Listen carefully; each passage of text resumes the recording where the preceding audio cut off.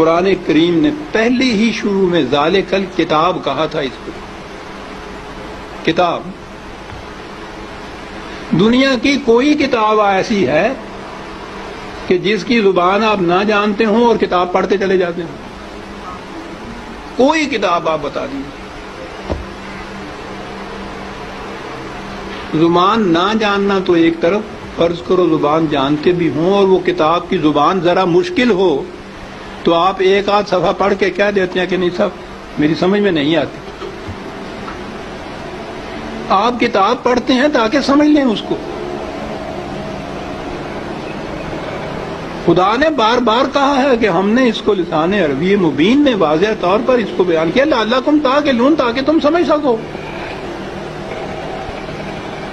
کتاب کو اگر سمجھ کے پڑھ لیا جاتا عزیزان من تو نہ ملوکیت باقی رہتی، نہ سرمایہ داری باقی رہتی، نہ مذہبی پیشوائیت باقی رہتی. سازش یہ کی گئی کہ سمجھنے کی بات یہ ہے نہیں، بغیر سمجھنے کے، بغیر مفہوم جاننے کے ان کے الفاظ کا دوہرا دینا جو ہے اس سے نیکیاں مل جاتی.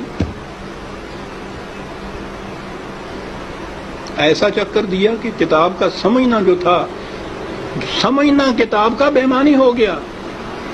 بغیر سمجھے ہوئے اس کے الفاظ کا دوہرا دینا عین مقصود یہ رہ گیا.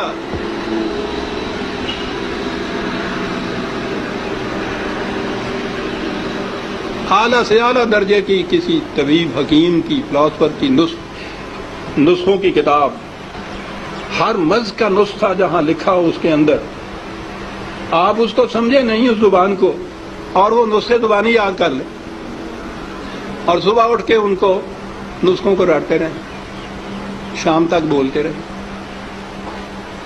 کچھ پتہ نہ ہو آپ کو کہ سونف کسے کہتے ہیں، ترنجبین کیا ہوتی ہے،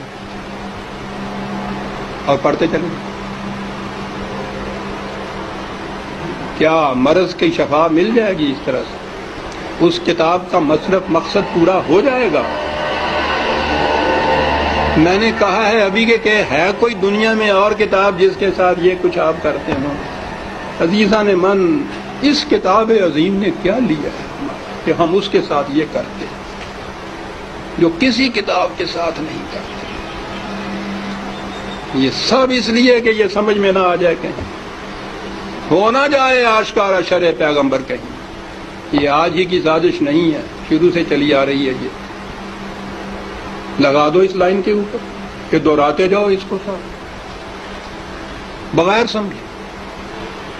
نہ وہ آگے جو امام کھڑا ہوتا ہے حافظ، اس کو پتا ہوتا ہے میں کیا لفظ دہرا رہا ہوں، نہ یہ سننے والوں کو پتا ہوتا ہے کہ یہ الفاظ کیا معنی رکھتے ہیں. دونوں ہی مطمئن ہوتے ہیں کہ ثواب حاصل ہوتا ہے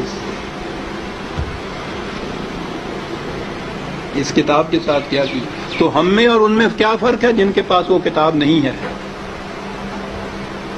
فرق یہ ہے کہ ہم دوہرے مجرم ہیں. ہے بھی کتاب، اور کتاب کو اتنا، اس کو پڑھنا تو کہیں گے نہیں، پڑھنا تو پھر بھی وہ ناظرہ پڑھا جاتا ہے جو دہراتے ہیں. ناظرہ پڑھنا بھی تو یہی ہوتا ہے، الفاظ ہی ہوتے ہیں جن کو دہراتے ہیں ہم. یہ کتاب ہدایت تھی، یہ وہ نقشے اس میں دیے ہوئے تھے کہ فلاں دوراہے پہ پہنچو تو دائیں کی طرف مڑ جاؤ تو اس طرف جاؤ گے، بائیں کی طرف کا راستہ اس طرف چلا جائے گا. نہیں سمجھتے اس کو.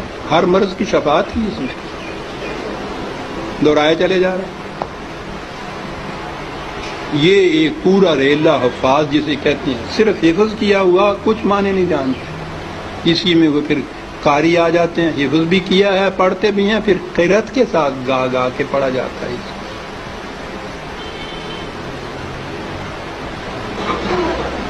قانون کی کتاب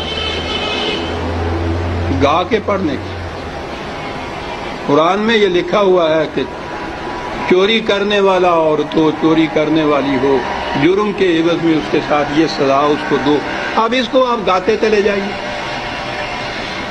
قانون